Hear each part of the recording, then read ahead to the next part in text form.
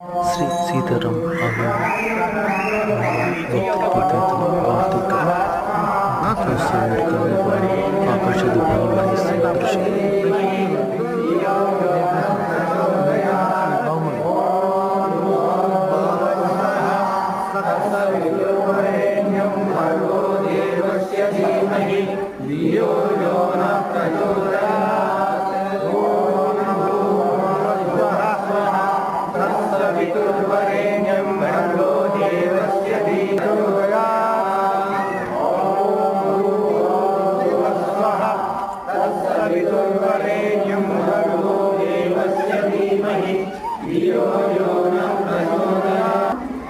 రేపు 99వ జన్మదినోత్సవ వేడుక.